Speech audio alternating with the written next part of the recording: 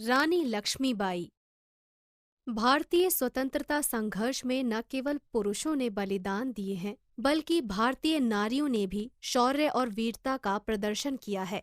झांसी की रानी लक्ष्मीबाई भी ऐसी ही वीर नारियों में से एक हैं, जिन्होंने अंतिम सांस तक अंग्रेजों से भारत माता को स्वतंत्र कराने के लिए संघर्ष किया। रानी लक्ष्मीबाई की वीरता और शौर्य के गीत आज भी सगर्व गाए जाते हैं। बुंदेले हर बोलों के मुँह हमने सुनी कहानी थी, खूब लड़ी मर्दानी वह तो झांसी वाली रानी थी। प्रस्तुत एकांकी में रानी लक्ष्मीबाई के चरित्र को एक कुशल सेनापति के रूप में दिखाया गया है। बल सब पर विजय प्राप्त करता है, परंतु वह विजय क्षणिक होती है। सच्चा देश प्रेम और सच्ची वीरता कभी निष्फल नहीं होती। विल्सन। स्थान: झांसी के किले का भीतरी भाग। गौरी की सजी मूर्ति के सामने से स्त्रियां आरती उतारती हुई चली जाती हैं। स्त्रियां आरती उतारती हुई गाती जा रही हैं। लक्ष्मीबाई एक ओर हाथ जोड़े खड़ी हैं। समय: संध्या के उपरांत। गीत: उन मुस्कानों की बलि जाऊं, निबलों के भी कण-कण में जो ज्योति जगाती रहती हैं। बलिदानों की ध्वजा निरंतर जो फहराती रहती है, उन बलिदानों से बल पाऊं, उन बलिदानों से वर पाऊं, उन मुस्कानों की बलि जाऊं। तुम्हारे माता पिता की, तुम्हारे पति की, तुम्हारे भाई की, तुम्हारे देश की और उन सतियों की लाज तुम्हारे हाथ में है, जिन्होंने जौहर पर जौहर किए हैं। अब भगवान का नाम लेती हुई अपने घर जाओ और स्वजनों के साथ जल्दी किले में अपने अपने काम पर आ जाओ। हर हर महादेव। स्त्रियां हर हर महादेव कहती हुई जाती हैं। मुंदर का सैनिक वर्दी में प्रवेश। रोहतगढ़ से भागे हुए 500 पठान आए हैं। भूखे प्यासे हैं, फटे हुए कपड़े पहने हैं और निहत्थे हैं। नौकरी चाहते हैं। वे सब सिपाही हैं, देशद्रोही नहीं जान पड़ते। अंग्रेजों से लड़ने की साध रखते हैं। उनके मुखिया का नाम गुल मोहम्मद है। दीवान जवाहर सिंह से पूछो, वे क्या कहते हैं। उन्होंने जांच पड़ताल कर ली है। वे सरकार की अनुमति चाहते हैं। शरण में आए हुए का पालन करना हमारा धर्म है, और फिर ये सिपाही हैं, स्वराज की लड़ाई में भाग लेंगे। उनको नौकरी दे दी जाए और गुल मोहम्मद को उनका सरदार माना जाए। जो आज्ञा।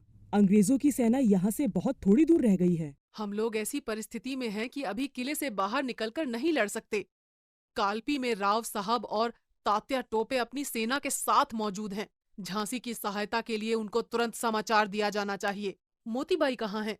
यही बाहर लाला भाऊ से रक्षा प्रबंध की बातचीत कर रही हैं। उसको मेरे पास भेजो। मुंदर जाती है। लक्ष्मीबाई टहलने लगती हैं।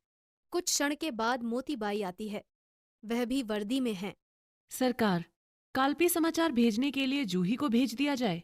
वह बहुत कोमल और सुकुमार है। संसार भर की कोमलता और मंजुलता हमारी रानी में भरी हुई है।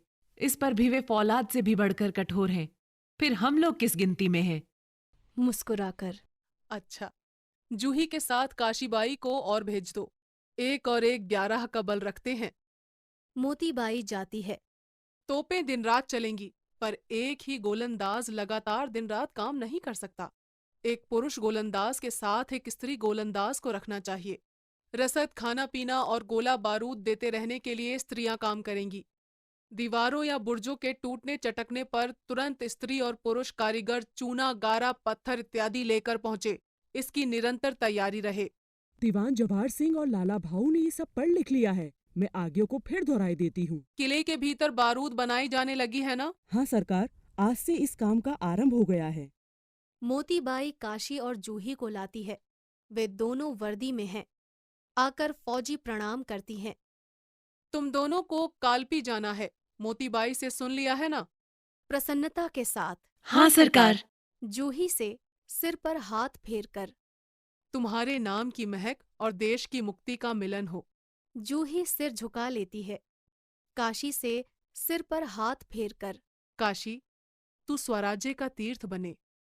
हर हर महादेव। दोनों जाती हैं। मैं इनके भेजने का प्रबंध कर दूं? नेपथ्य में स्त्री कंठ से हर हर महादेव की पुकार सुनाई पड़ती है। मुस्कुराकर उस दिशा में देखती हैं। यह अपनी स्त्री सेना का स्वर है। मुस्कुराकर हाँ सरकार, लक्ष्मी सेना का। इनमें से अधिकांश स्त्रियां, जिनका बहुत सा समय साज सिंगार और बातों के तूफान उठाने में जाता था, किस आन बान के साथ हथियार लगाए चली आ रही हैं। इनके सिंगार और झगड़े सब तलवार की मयान में समा गए हैं। आहा हा हा।